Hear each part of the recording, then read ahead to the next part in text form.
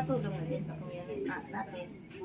Okay, thank you. So, si Ma'am Calio ay nagsimula sa maliit lamang na negosyo at ngayon tignan natin na malaki na ang kanyang negosyo. Isa siya sa mga sikat na mga business sa barangay Salvacion at hindi natin maiwasan sa isang negosyo na walang hamon. At Ma'am Calio, ano po yung mga hamon na dinaanan niyo pag sa ganitong business?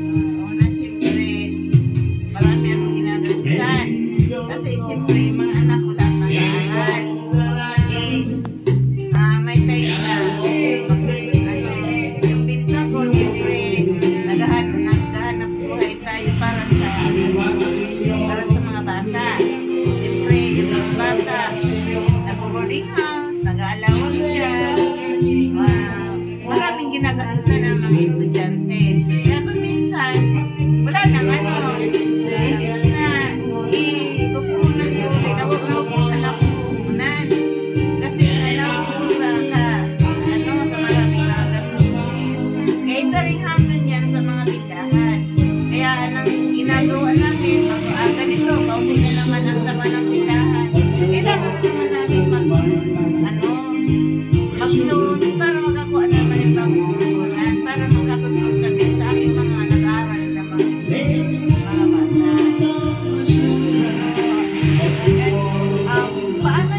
Paano niyo po nalalaban yung mga gano'n na Lakas loob lang yan. Lakas loob. Kailangan natin may determinasyon sa buhay. Kailangan natin maging matyaga. Kailangan kapag may tindahan, iisip tayo ng maaga, matulog ng ating gabi. Para halimbawa, magbabalot ng mga ice tubig, ice yelo, magluluto ng ice candy, para naman magluluto ng mga paninda, para naman kinabukasan, meron tayong ipaninda. Kaya, kumbaga, sipag at saka ilang pupunan natin, para naman, ipupang natin, para mapaglabanan natin ang ating mga hirap sa buhay. So, para kay Ma'am Calio, ang kanyang lakas loob lamang ay ang magtsaga at kailangan niya, ang ginagawa niya lang yung magpupuyat siya, mag-overtime para yung business niya lalong lumago. At syempre, sa isang business or sa isang entrepreneur, hindi may iwasan na magkalugi. So, naranasan niyo pa yung magkalugi.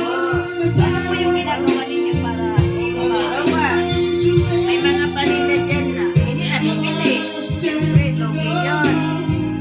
Halimbawa, sa ngayon, ang mahal ng mga gulay. Diba? Sa kamahalan ng mga gulay, madala ang bumili.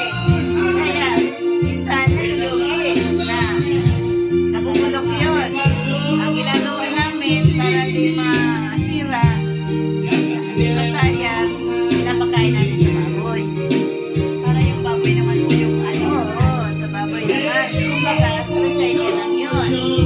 Tapos yung mga luto na, diba, sa mga kakanin, may naluto na, siyempre, may mga tira yun. Pinalagay naman namin sa baboy, pinapakain sa baboy. Hindi naman lahat na oras, may tubo yun. Lagi minsan may tubig, may kita. Di ba po, sinabi niyo nga po yung example yung mga gulay, nabubulok po yung mga gulay. Di ba nakita po ng mga customer na nabulok po yung gulay niyo, tapos pinakain niyo na lang po dun sa baboy para yung hindi naman po masayang. Hindi naman po natin masasabi na nasayang yung gulay kasi pinakain naman po natin sa baboy. Mas lalong yung baboy yung healthy yung baboy. At may isa pa po kaming tanong. Ano po yung mga diskarte nyo para lalong pumunta dito yung mga customer? Siyempre yung una sa lahat, dapat friendly ka sa mga customer mo. Lagi kang nakangiti. Kahit masama ang loob mo, dahil lang utang, okay lang yun. Hindi nagbabayad, di ba? Kasi hindi mo na maiwasan sa tindahan na pupunta sa iyo mga utang. Pag sinisingil mo, galit pa. Dapat di ka magalit. Maging friendly lang. Para naman, siyempre, kasi inaway mo yung may utang, yun na yung bibigay sa iyo. Pero kung friendly lang, nag-iusap ka lang, sige, bayaran mo naman ako kung mayroon ka na. Hindi yun magagalit. Siyempre, dapat lagi tayong friendly. Tapos kailangan natin matyaga. Tapos kailangan natin yung malinis ang tindahan natin. Tapos yung mga paninda natin dapat laging fresh. Tapos malinis siyempre. So, may isa pa po kami tanong. Yung nagsimula po kayo nitong ganitong negosyo, meron po kayong, hindi po may iwasan na, meron po isang katangian na hanggang ngayon, yun yung nagiging rason bakit yung negosyo nyo na natin. Ano po yung naging rason bakit yung negosyo niya po patuloy pa rin siyang, patuloy pa rin po siyang, lumalago. Bakit? Siyempre, sa tiyaga, sipag at tiyaga. Ang sikreto ko lang dyan, sipag at tiyaga. Laging, maging mapasensya tayo. May mahabang pasensya sa mga customer.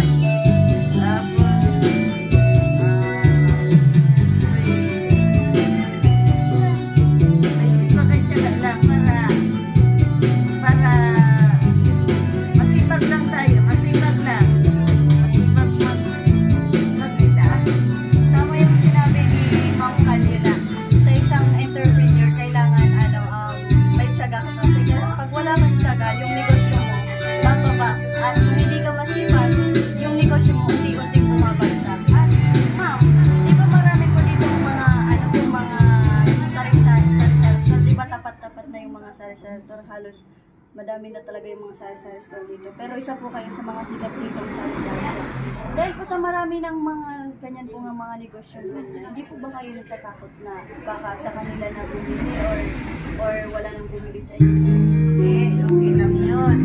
Kasi may kanya-kanya tayong customer.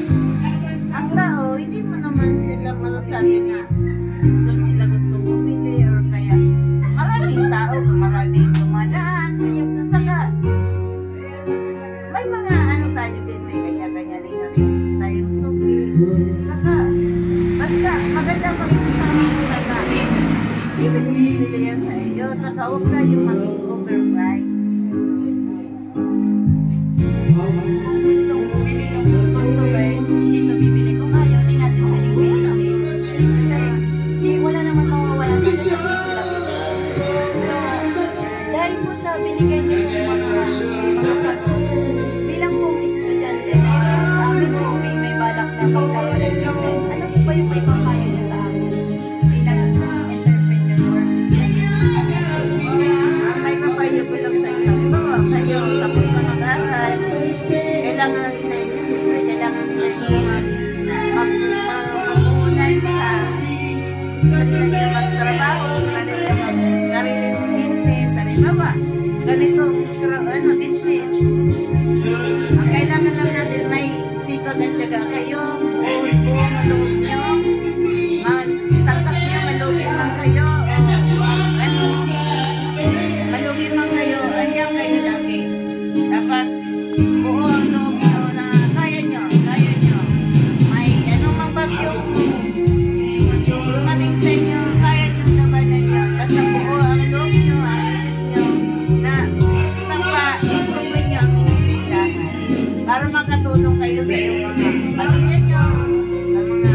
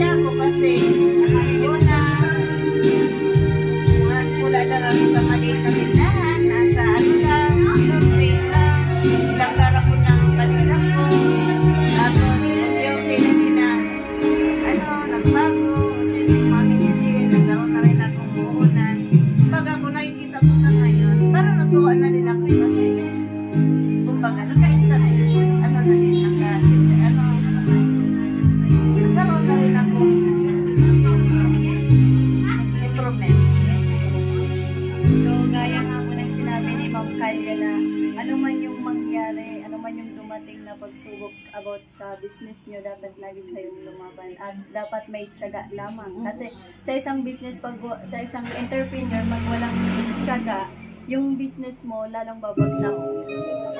Kaya sinasabi sa atin ni Ma'am Kylie na bilang mga estudyante, kung may balak tayo magkaroon ng business, kailangan natin magtiyaga.